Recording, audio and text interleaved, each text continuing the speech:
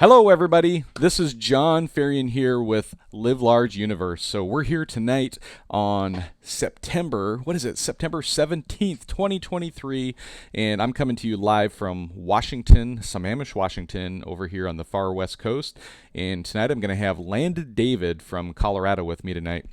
And as you guys are coming on and watching, what I want to do is I want to encourage you to help share this out. So the way we get the show out, the way we talk, get the message out about safety, education, positive growth of the sport, we need your help. And so as you're watching this, if you don't mind, we're going to ask you to share the show out. Share it on your personal Facebook page, share it on your local club pages, some of your bigger Snowmobile Club pages, snow bike pages, wherever it is that you find yourself hanging out and talking sleds with your friends. And if you do, we're going to get you in to win. So this Harvester handsaw is from Mountain Lab. So Mountain Lab is our show sponsor tonight, and a $35 value. And all you have to do is just share the show out tonight. Just share it to your personal page or whatever. Each share that you have will get you as an in to win. So again, as you come on in, also go into the comments. And when you're in the comments section here, make sure that you're letting us know where you're watching from. We want to make sure that we're seeing the comments here popping in so we know people are watching. And again, share to win, and you can get in on this Harvester handsaw. So the next thing I want to talk to you about is Avalanche Alliance. So in the show description here in the notes, you're going to see a link for this week's promo code. So we have a promo code called Wide Open, and that's in reference to the Wisconsin Wide Open snow show that's happening over in Wisconsin this next weekend. So through September 24th, the promo code will be good for an extra 30% more bonus tickets. So if you remember right, during heydays, we had 40% more tickets, if you will, that were part of the promo code that we had.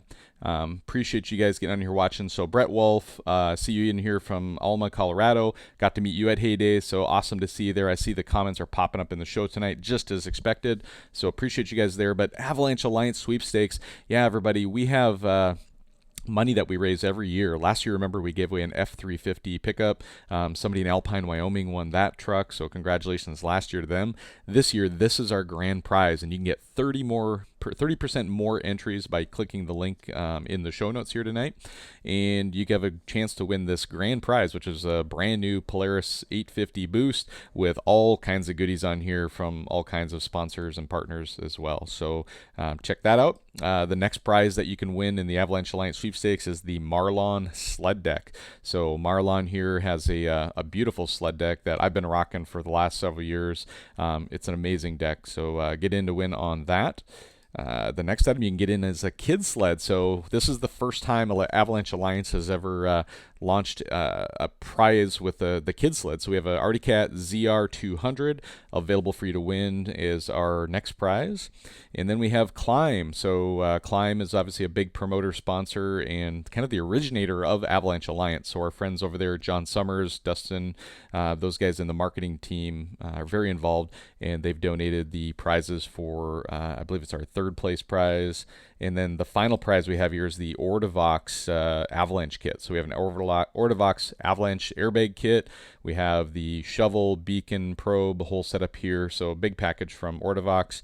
And again, as a reminder, by watching the show right now, come on in here and just share the show out. And by sharing it out, you're going to get in to win a Harvester handsaw. So Landon, if you want to come off mute now, we're going to go ahead and go live and bring you on here in 3, 2, and 1.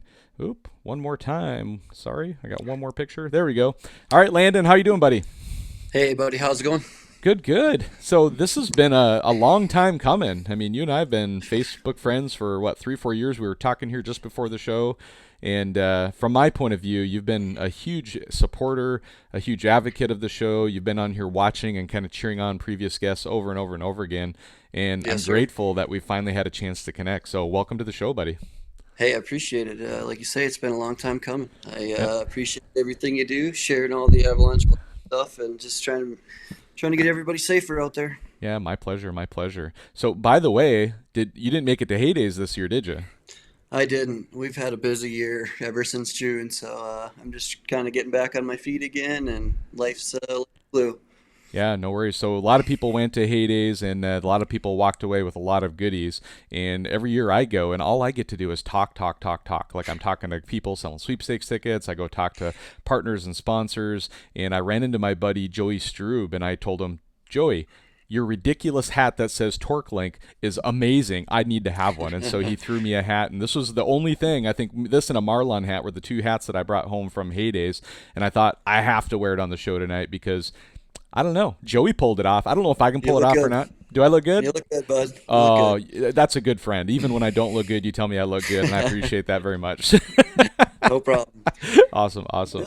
Yeah, by the way, I fired up my sled in the driveway today. We were doing a kind of a reshuffle of organization getting ready for Yeah. sled bash that's happening here locally, and I fired up my my Bikeman Tune Turbo in the driveway, and Ooh. it got my heart Got going. got Oh the yeah, two-stroke the going? two-stroke exhaust. It got like I'm just like brap brap, and I'm just like, oh yeah, that sounds so good. I can't I'm wait to sure. ride. I'm sure Edith was yelling at you.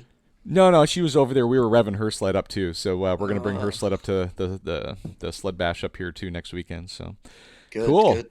Well, let's get to know you a little bit and tell us a little bit Sure. about yourself. So Uh, just gonna be 36 here in the next couple of months. I'm a Christmas baby. I grew up in North Dakota. I I got my first sled at 7, and I've been riding ever since. My old man was a president of the Jim River Drift Skippers. I took over for them when I was 19, 20 years old, and just kind of kept it going from there until I went to the mountains. very good, very good. So your story's not too much different from mine. I originally came from. No worries. The dog. If there's a dog there, it's all good. Just bring the dog on camera. We'll pet him. We'll say hi. So. Yeah, yeah. Um, so North Dakota, like I'm from Minnesota, so neighboring states, but a couple of flatlanders that found their life path and their career path taking them into the mountain states. So for me, I ended up in Washington State. I've been here 11 years now. You went from North Dakota to Colorado, right? Yep, yep. You can only pound ditch for so long. Yep, I've actually taken a couple of trips from from Minnesota over to North Dakota. There was one time there was a massive blizzard that came through the Minot area up there, and me and my Hmm. brother just got in our trucks and drove up there, and we were banging the ditches, if you will, up there. Yeah. 3-4 feet of powder. It was pretty crazy. We actually rode all the way from. Where did we go? I think we went from like Rugby to Minot and back. We rode the ditch line Yeah. along Highway 2 up there. So, Oh man, sometimes when they fill in, it's good. oh yeah. There was like patches of I don't know. I think that's what they're called, is the pussy willows or the willows and stuff that are in the ditches there. And Yep. you driving down there, and there's times where it's drifts full of snow, and then like your sled. And I'm still on a short track sled back then, right? And the sled just goes like, brrrr, like Oh yeah. pretty much straight up vertical in that deep epic powder. So It's awesome. always fun to get the flatline buddies out here for their first time and just kind of see. Yep. Yep. They always see the videos and they think that it's easy to ride and it won't be an issue, but it's fun to get them out here. Oh, absolutely, absolutely, good times. And so, the one thing you didn't mention, but we're going to get to later in the show, is what's your current day job? What are you doing, making a living?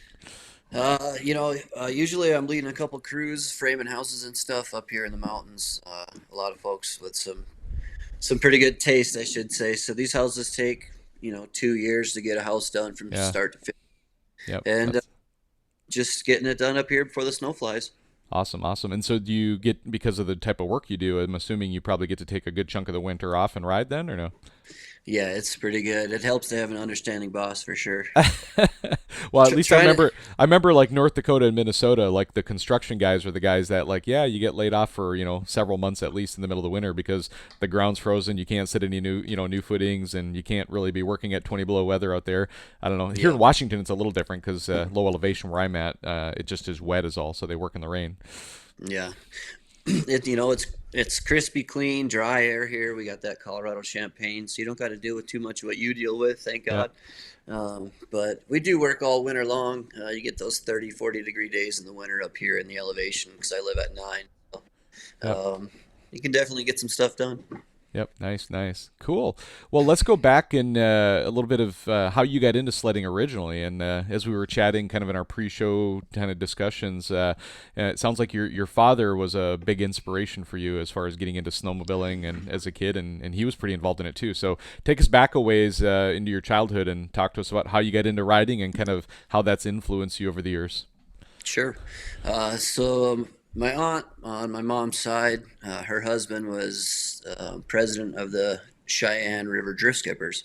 Well, that flowed over into my dad's life because obviously everybody gets addicted once you get a taste, right? Yep. So, so he started being the president of the Jim River Drift Skippers, and I took over vice presidency for him. And of course, he went along and bought mama sled, sister sled, and it was just kind of the family deal. Yep. Nothing, Awesome. nothing else to do in North Dakota in the winter. So, There you go.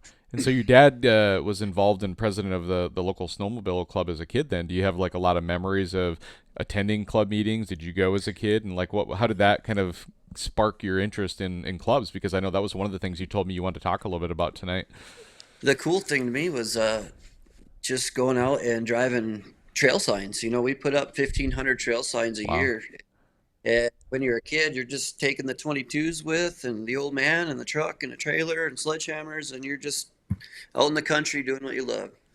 So doing that and then watching the snow fly and then being able to get to ride that for the first time, Yeah. uh, just it became a passion of mine. And then I transitioned into driving the Tucker Oh, and nice. uh, and grooming trails and stuff, which you go 11 o'clock at night and you're shooting jackrabbits. It's a good time. So that's an experience that not too many people have had, and I'm one of the few lucky ones that have done it. I've not done it for an extended period of time, but I think maybe Hmm. for an hour at a shot or whatever too. Like back when I was in Minnesota, or that's one thing people don't realize is around the country clubs do different things and have different functions around the country. And I was surprised when I Sure. moved from Minnesota, where the clubs maintain the trails and they own the grooming equipment and they have the contracts with the state. That's how that worked in Minnesota, similar probably in Right. North Dakota. And then I Right. moved out here to Washington, and the grooming contracts are actually just contracts that a general contractor, anybody who maybe not even be directly involved in the snowmobile clubs, are part of. And so the clubs are a little more disconnected from the actual trail grooming out here in Washington State, which is an interesting dynamic. So what's it like between North Dakota and Colorado now? Like, is it similar? And give us a little insight of what it's like to drive one of those like $250,000 Tuckers going down the trail. So Oh man, I grew up driving combines and stuff, North Dakota kid, so transitioning to a Tucker wasn't too bad. yeah, And the further I got into them, the more computers and stuff they have on them, so it's almost like sitting in a lazy boy. But um, from transitioning from the older Tucker, which was like driving a semi, into these new ones, it's yeah, it's crazy. And the clubs out here are real similar. I would okay, like to see some more numbers go up. People don't realize how much club work goes into maintaining trails, like you say, maintaining groomers if they break down, yep, even just going out and putting signs up. yeah. Well, and I think too is, one of the ways that, there's several ways that people can kind of quote unquote be counted as a snowmobiler, right? One of which is making sure they register their sleds. And for most Yep. states, including I know Washington here and Minnesota, and I'm sure in the states you're in too, is, your sled registration helps pay for the grooming along with gas tax refunds and stuff too in a lot of states. And Yep. that's a big part of it. But just having your being part of a club and being part of then your club being part of a state association, it's like that representation of the sport. And Sure. it sadly continues to be a declining sport. I think overall, at least I'm seeing in most states, the number of registered sleds every year just continues to drop and drop and drop. And Right. it's never quite clear whether it's really just people maybe skirting the system a little bit and not registering their sleds, or if it's legitimately just a decline in the sport. Because sales numbers for the manufacturers, everything, they continue to decline too. And so I think we all just need to do our best to get involved in a club, make sure we're registering our sleds and being part of Yeah. the positive growth of the sport. So Yeah. Even $20 every year, it doesn't seem yeah, like much to you, but we're like snowflakes. Every snowflake yeah. adds a snow. Oh, absolutely. And like for example, I'll just give a quick sample. Is like here in Washington State, it's a $50 annual registration for your sled, but Yep. every $50 that you pay for that registration, approximately $94 ends up in the grooming bucket because of that. That's Because awesome. you register your sled for $50, there's also the non-refunded or unrefunded gas tax. The way that works is there's a calculation that's done, and again, this is for everybody watching. Is there's a calculation that's done in many states where the amount of, if you register a snowmobile, they do a calculation on estimating how many miles you ride per year, and then Hmm. a snowmobile is not an on-the-road vehicle, and so the on-road gas tax that comes as part of filling your sled up at the gas pump where your car is at, that's intended for on-road vehicles. And so the state does a calculation, and then they refund back to the snowmobile programs in many states. I know Minnesota did that. I know Washington does that. Yeah. And then that's where part of the funding comes for the grooming and the trail maintenance, and like like for us, snow park maintenance, Hmm. bathrooms, plowing services, all that stuff to keep it all going. So Yeah, yeah, definitely. That's one thing that's different in North Dakota to Colorado is we don't have big yeah, parking lots to go out in the middle of nowhere. yeah, It's just little town to little town to little town, but yep. it's fun. Yeah. Well, let's talk about your transition now to Colorado. And did you start riding mountains before you moved to Colorado, or did you start riding mountain sleds and backcountry riding once you got to Colorado? Talk us through that a little bit, and then talk a little bit about your backcountry riding experience now. So I started riding backcountry. First spot ever was Cook City, Montana. 25, Dude, 35 now. dude, Good spot. same here, man. That was my very first ever mountain ride when I came from Minnesota. It was Cook City, Montana. Such a cool spot. Yep. Shout out to Bear Claw Bob, best breakfast in Cook City. I have to ask because it's been so many years I've been there. Is he still alive and kicking and doing well? Oh man, he's still alive. He's doing well. Does he still look like he just woke up out of Bigfoot's den? That's Big Bob for sure. You know, I have here's a, this picture here's of an older guy with his like big bushy white hair, like looking like he was in a fight with Bigfoot last night. That's what I picture Bear Claw Bob. I got a quick story for you. He runs out his shop hourly at nighttime. He can $20 an hour or whatever. Yep. I know. Well, one night we had some stuff going on the trail, mechanical wise. So we ended up sneaking in his garage and 10 o'clock at night, and Bob comes down halfway through pulling my motor, and he is not happy. Uh, Slam the door. He came out, slammed the door shut. We're all outside drinking, some beverages or whatever. And uh, long story short, I had to go get my sled out the next morning, have a talk with Bob. Pretty much repoed my sled right there for the night. So Oh no. thanks, Bob. Thanks, Bob. Thanks, Bob. But he does have an amazing breakfast. That's kind of the go-to breakfast place in town. Oh They got some man, amazing, what is it? The not bagels, the croissant breakfast turnovers, sandwiches and turnovers and stuff. bear So some clubs, yeah, amazing breakfast there. definitely. Awesome. But yeah, so Cook City mountain riding. Let's keep going. Um, yep. From there, I just kind of kept further transitioning south. I went to, I guess it'd be Green Rock, Wyoming, Saratoga, over to Steamboat, and kind of just started riding every other week. Trailer out with the boys, four guys, four big trailers, apartments, the whole shindig.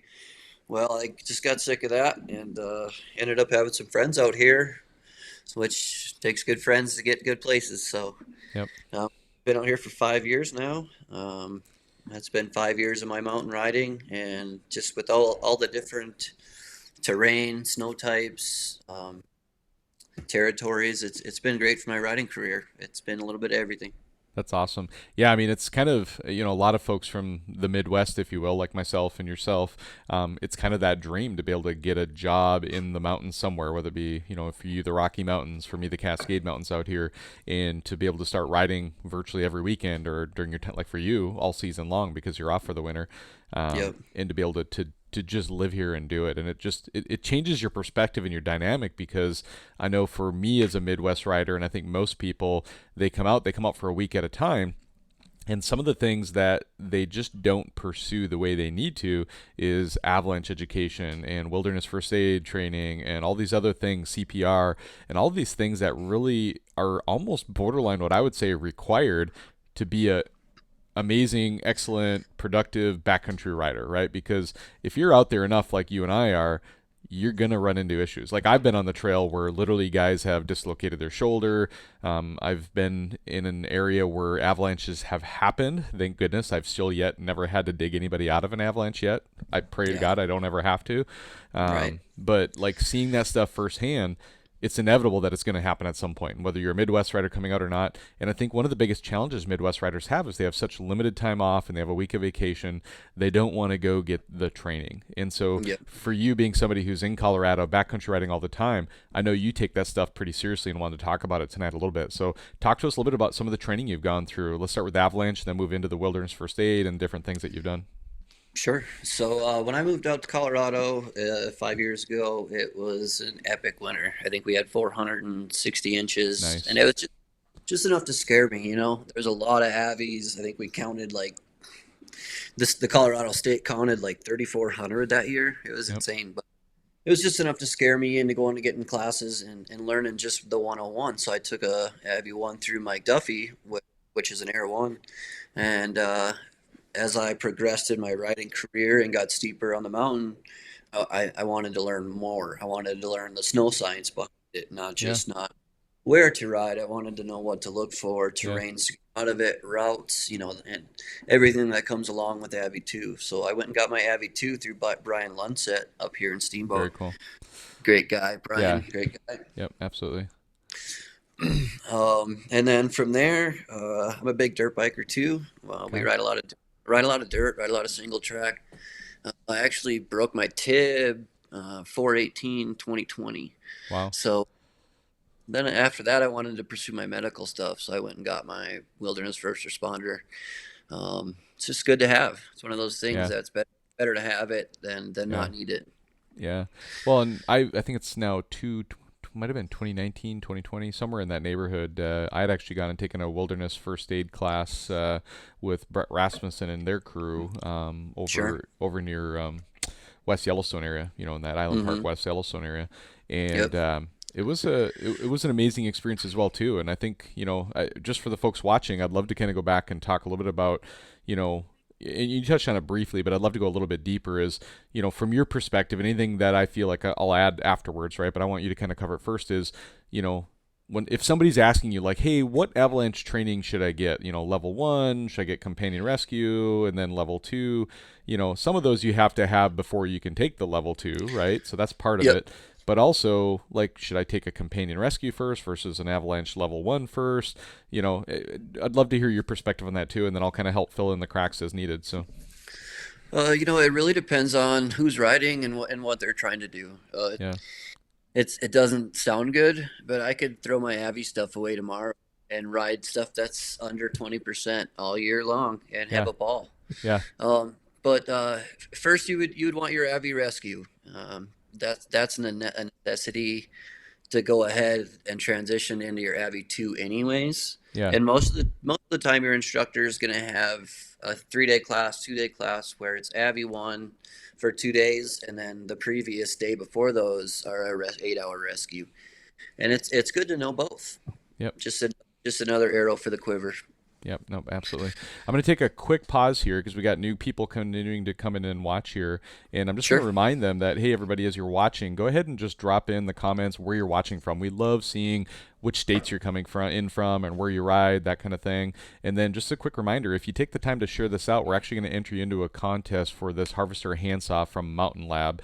And they're sponsoring the show tonight. Again, share it out to your personal page, some of your club pages, different places like that. And we want to get the word out about some of these things as far as Avalanche Education, Snowmobile Clubs, Wilderness First Aid we're talking about. And then we're going to get into Landon's accident that, was a big change in his life here just this past summer. We're going to get into that here in just a few minutes. So, but yeah, I agree. So Avi level 1, really the cool part, what I try to explain to people is that Avi level 1, it's a 3-day class, 24 hours of training, and it gives you the ability to do things like read an avalanche forecast, to assess terrain. It gives you some basic, rescue information in that class, but it's really mostly focused on this idea of education and preventative. Yep. It's prevention of you getting into avalanche terrain and being in high risk, right? And then the Yep. companion rescue class is a 1 day, 8 hour class. And that is more focused on like, okay, if all hell breaks loose, now what do you need to know to be able to rescue your companion, right? And so, Right. the prevention is obviously the most important. You don't want to get into an avalanche in the first place, but at some point in time, like I said, if you're in the backcountry long enough, something's gonna happen, and you're gonna need to be able to have those skills. And so, getting that companion rescue class is critical as well.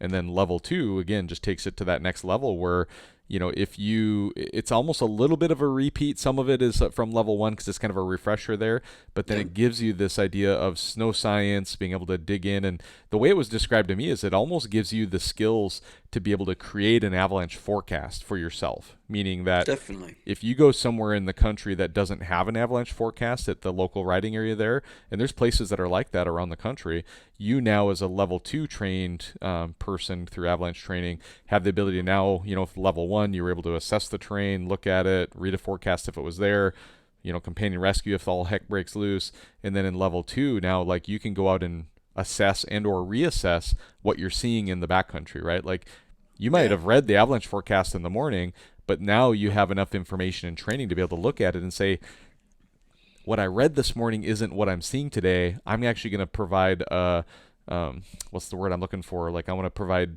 back to the Avalanche Center. I can't remember. It's stumping me at the moment, but an observation. There we go. So Okay. I'm going to provide an observation back to the Avalanche Center saying, hey, what you said in the forecast this morning is what I saw, or maybe this is what I saw that was slightly different than what you said in the forecast. And those avalanche centers love that kind of information. It's amazing when they get that kind of extra information, because a lot of times it'll actually help them tweak and update the next day's forecast. And I've seen that happen. So, Definitely. And there's not too many heavy forecasters that can just get out on a sled and hit 15 different areas. And every amen. area is different depending on your elevation, your aspect, your altitude, altitude, which is the same, but it's all different. Yep. Nope. Absolutely. Absolutely. Well, very good. And so then your wilderness first aid, wilderness first responder, like I said, I mean, that stuff comes in whether you're hiking, whether you're mountain biking, dirt biking, snowmobiling. I mean, anything where Yeah. you're out in the great outdoors and you're away from immediate help, right? So, Right. people take it for granted that they might be like where I live, there's a mountain bike park just a couple miles up the road. And Sure. if you have an accident there, you got cell phone service, you dial 911. And I've seen literally they've life flighted people in and out of this like mountain bike park when they've had a serious accident. That doesn't happen when you're in a backcountry snowmobile situation where you're hours away from someone coming to rescue you. You don't just call Right. 911 and the sheriff or for the ambulance doesn't just drive up to the mountain where you're at. It just doesn't happen. Yeah, that's true. And the best places to ride don't have service. Yep, absolutely. And so, really, whether it be avalanche safety or even first aid, CPR, all of those skills, really, if I'm riding with you, Landon, and you're riding with me, we're our best opportunity to survive a severe Oh accident, yeah, right? definitely. Yeah, And it's nice having that rest that mind too. If we're going out and getting a little crazy in some deep snow, it's good to have the buddies that know what to yeah, do. yep, Not only if I'm hurt, but what if I'm unconscious or something else happens. So it's absolutely. just good somebody that has your back out there. Yeah. And more in the industry, I think you're getting people like yourself who are getting more and more training, and, they're becoming a bigger asset to the backcountry community, like yourself and hopefully myself as well. And there's a lot of people who are starting to say out loud, if let's say it's you and me riding, right? And say maybe I haven't gotten my avalanche training yet. You might go to me like, hey, John, like, if you want to come with us into these zones, I need you to have your avalanche level one training at least, right? And so that's the Definitely. expectation. Have your gear, know how to use it, all that stuff too. Or frankly, you're just not invited on this trip. Maybe if I'm Right. going to go ride with you tomorrow, maybe we're going to stick to the trails or go into like flat meadows and just go hang out somewhere. But I'm Yeah. not comfortable bringing someone who doesn't have that training with me into the backcountry, into those, more gnarly zones. And it's good to push your buddies like that. There's a lot of men out here that's what it's going to take for them to go get education. Is Yeah, hey man, you like to ride with us? I like the way you ride. I got my Avi education for you, and exactly. now you need to get your Yeah, education for. yep, So because if I'm 5 feet under, I'm not digging. You're digging. exactly. So Yeah, and a lot of people don't think about that, and I think, oh, it just makes me cringe when I think of people who will literally ride with somebody who doesn't have an avalanche beacon, right? And they're Yeah. like, oh, well, they're just going to stay on the trail. Well, the problem is like you might want to go hit a tree line, and heaven forbid something happens. Guess what? Your buddy not having an avalanche beacon, now you're dead. Yep. I mean, that's the And reality of it. So I carry three of them in my trailer. I ask everybody, beacon on, do you have a beacon? you know how to Radio use it. station. Yeah, do you know how to use it? Yep. Definitely. So I'm a big fan of questions in the parking lot. I ride with a lot of new people because I am local. Yeah. So I have a chance to ride Tuesday, Wednesday, Thursday. Well, when you're riding like that, it's a lot of out of towners that have never seen the place. So um, I get into questions. Do you have your heavy one? Do you know how to use your beacon, et Yep. cetera, et cetera. So Yep. Awesome. Awesome. Well, I yeah, think I'm looking through our notes here, and I think we've covered most of the items we wanted to cover as far as first aid, avalanche classes, your background stuff too. And I think we're ready to transition into your incident that happened here in June. Is there anything you want to cover before sure. we jump into that? Been building for 20 years. I transitioned from the Midwest out to Colorado. I went Yeah. from building decent sized houses to Yeah. $2 million houses out here. So it's a little Yeah. bit different, bigger material. But long story short, there was supposed to be a couple blocks on the side of the house. It was done for the first section, not for the second section. I was cut man that day. Just kind of got yelled at to come over, help stand a wall. Yeah. Uh, and you can kind of take it from there. I don't know if you have the link, but Yeah, I don't have it here. We'll drop it into the comments of the show after the show. I didn't include it in the original link here too. I'm just sure. trying to think if I could easily pull it up because I did reshare. I bet I can pull it up in the original post that we had here. Yeah, you're more than welcome to share it. Yeah. Let me see if I can pop it up and put it on the screen here for people to watch. There we go. So, There we go. And I'm going to play it again a second time because it happens so fast and it's such a short video. But everybody watch this. So they're setting a wall on is it a second story of this house? yep. Yep. And you can see they're setting the wall. And Landon, you're the one who gets in the hole of the window and gets swept off the building right there. You barely see your feet going over the edge underneath there. And Yeah. the reason this is, I think, relevant is the things we've already talked about. You think about avalanche training, you think about first responder training, and all those things. And those skills are important for backcountry riding, but the reality is those are life skills. And Definitely. whether you're at work and you have an incident like what we just witnessed here, there's moments in our lives where out of our control things just happen, right? And I Yep. think the other part of this too, and I witnessed it as we posted this as the teaser for the week of kind of showing the show. And I say this with all due respect to everybody involved, for you as well as the people who made the comments. I'm not trying to call anybody out, but hindsight's 2020, right? And I Hmm. think there's a lot of us out there, especially on the interweb, that are armchair warriors, and like everybody is like, oh, you did it wrong, oh, you should do this, oh, you should do that. Like, well, yeah, maybe in the moment it wasn't available, or maybe in the moment it wasn't thought of. In hindsight, I learned that lesson. And I think the Yep. same thing happens in backcountry riding, right? Like, people who are in an avalanche, nobody goes like, oh, yeah, I knew exactly where I should have been and what I should have done, and I did it anyway. Like, no, it's usually just a simple lack of understanding, a mistake, something happens. And I this incident at work, I'm guessing, is very similar. And so, talk us through that day a little bit, and kind of leading up to the accident, and then sure. the accident happened. Like, were there people on site that could help you? So just talk us through the accident a little bit and what happened that day. Sure. Recently started working for a new company in Colorado here. We had a job site on Bussy Hill, um, probably one of the steepest hills up here. So there's not much room. So we didn't have a crane, didn't have Yeah. machinery. We should have been able to set the wall, no problem, if it was done correctly. Around 11:30, everybody is getting ready to stand this thing, and didn't get a block on the other side of the wall. So when we were standing, the whole thing kicked. Well, as it kicked, it went off the edge of the wall. Well, this wall weighed 1,500 pounds. Wow. So as it came down, I'm 150 pounds. I'm not a big guy. Shattered my T12, and it was slow That's motion for me. lower back, upper back. Where's that? Right in the Right in the middle. middle. Right in the middle of Yeah, your back. right before your lumbar, luckily. So I got lucky with it. Um, and So this wall falls on me, 1,400 pounds, happened in slow motion. I felt the pain, and then I felt myself start to move. And I kind of knew what was going on. I could hear it. I could feel the rumble.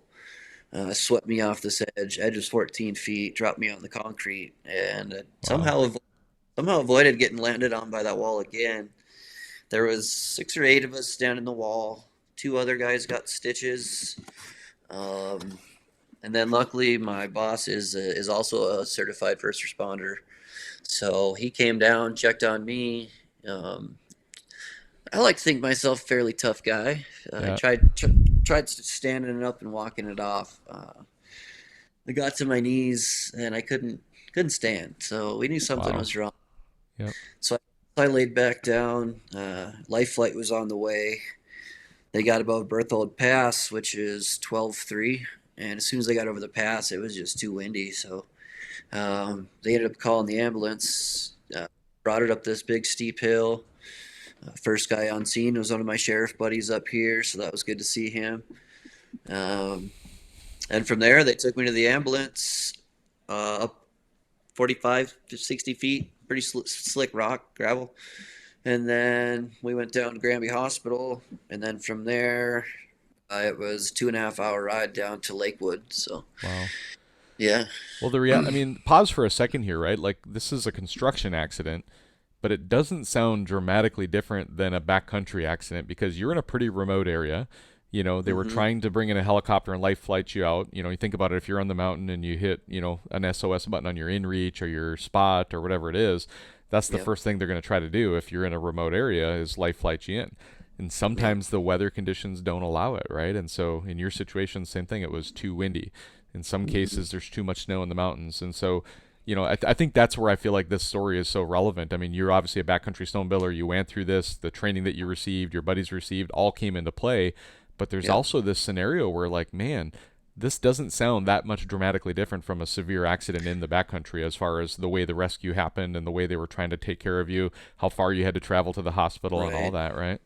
right. I actually ride with a good group of boys out of Minnesota, and they get Yeah. pretty nasty. Yeah, we were doing cliff drops one day, un uncovered a rock the hard Wow. way.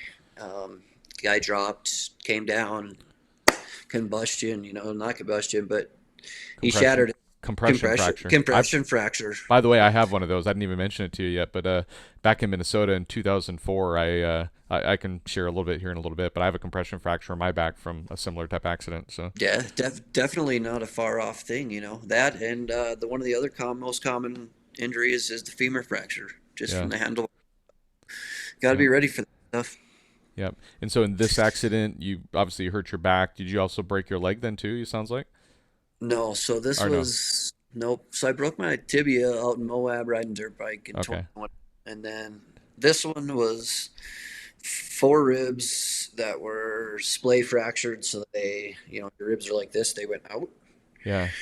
and then hairline fracture in my pelvis, and then a T12, which they Wow, fused 3 vertebrae down with 2 rods and 8 screws. wow, that's amazing.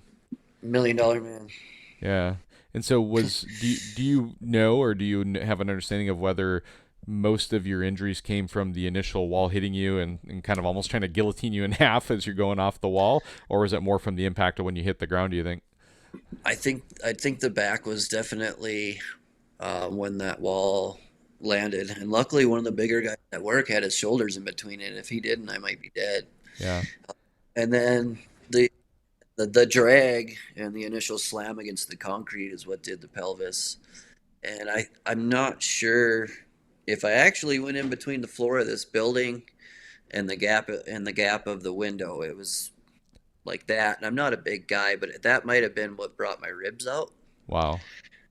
Yeah, we watched it in slow motion many times. Yeah.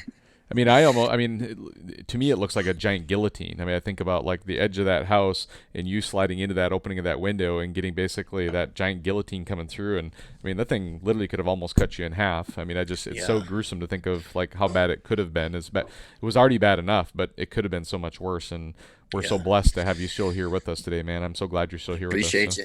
Appreciate you. The skies are bluer and the days yeah, are longer. yeah. Sunsets are. Well, actually, let's talk about that a little bit because I think that's some pretty good perspective for people to have. Is this idea that when people have some kind of a near death experience, or they have some kind of a major tragedy in their life, when they make it through it and they've recovered, and I would imagine this is only from this June, and so there's still Yeah. some recovery happening for you. It's not completely out of the blue yet, right? I mean, you're not completely in the clear yet. That's what I'm trying to say. No, I haven't even started physical therapy yet and stuff, so I'm just trying to line that all Wow. up. And they push your limits when you get to Yeah. physical therapy to see what you can do. So it'll be interesting to see what I'm still capable of. Yep. No, absolutely. But think about the perspective, the life perspective you have now, Yeah, the gratitude for just the basic, simple things in life, knowing that there's a chance I might not be experiencing this today, right? And so, do yeah. you have a way to kind of verbalize, like, kind of what life is like since the accident in regards to that kind of stuff? Uh, everybody says paper. Money is just paper, and with the extra time I've had sitting around, I've been going and traveling and seeing a lot of family, a lot of friends, Yeah. people that I haven't seen in a long time, Yeah. and it makes you think like those people couldn't be there tomorrow. Maybe Yeah. you won't be there Nope. tomorrow. So Exactly right. it's opened my eyes to family, friends, people that I want to get to know a little better in life. And it's just every second I have with somebody, I'm always intrigued by what they turns them on in life. What's your passion? What makes your eyes light up? Yeah. So Yeah. No, I yes, mean sir. it gives you a whole new perspective on life, and a new view of gratitude, and the people in your life you make sure are the ones that count. So Yeah, for sure. awesome, awesome. Yep. Well, if does anybody in the chat have any questions for Landon here before we wrap this up, and as we see if anybody has any questions, there was a question here, but I think it's being answered within the chat. People are asking when did this happen, and it happened in June. So there's a Yeah. couple questions there. We got that addressed. But if anybody has Okay. any other questions for Landon, let us know. Otherwise, Landon, is there anything else that you want to share tonight? I mean, the platform is yours here. Um. So the next town over, Granby, Colorado. We're 2.5 hours northwest of Denver. We do the Rimshaw Hill Climbs every year. It's the first weekend of May. Rocky Mountain Snowmobile Hill Climb Association. It's the big boys. Name it, they're there. They actually have to qualify there, I believe, to get to Jackson Hole. Very cool. So, yeah, it's very fun to watch. Small venue. They trailer you up in some pretty sweet snowcats and stuff. Nice. Uh, yeah, it's just great to see them. Come on out and see them. And then my page, Sled's Headed West, just like John said, that's how him and I met 3 or 4 years ago. Yep. So, if you guys have any questions about Avalanche, Avi 1, Avi 2, anything like that, reach out to John or I. We'll definitely Absolutely. answer any questions. And that's Sled's Headed West again. So, Yeah, we'll drop the link into the chat too after the show's done, Landon. Feel free to go into the awesome. comments here and drop in any links or chats that you have that you want to add. Cool. And yeah, we're grateful. I don't see too many other questions coming in. Just some comments. Major injuries will definitely, show you who your true family is, right? Like who's there for you to Yeah, support you when you come up with something like this. So, that's for uh, sure. very good, very good. So, well, I appreciate you having on the show tonight, and Yeah, let's stay in touch, and hopefully we get to for ride sure. sometime. So. Everybody get those sleds out. We already got snow here in Colorado. We got 8 inches up on Cottonwood Pass, so it's coming. Awesome, awesome, man. Well, wrap up the show the same way every time, and I just let everybody know. God bless all of you. Appreciate you watching tonight, and don't forget to live large. And it's been a while since I've shared that, and so I'm going to remind everybody what live large Yes. means, right? So living large to me, what this description is it's living life to the fullest, making the most of every day, and making a difference to others, right? And Landon, you've definitely done that tonight, and I'm grateful for having you on the show tonight. So you Yeah, go I ahead and appreciate the opportunity, man. yeah, cool, no problem, man. You just hang on for a minute, and I'm gonna let everybody else go, and we'll chat on the flip side here. So thanks so much. Sounds good. Bye.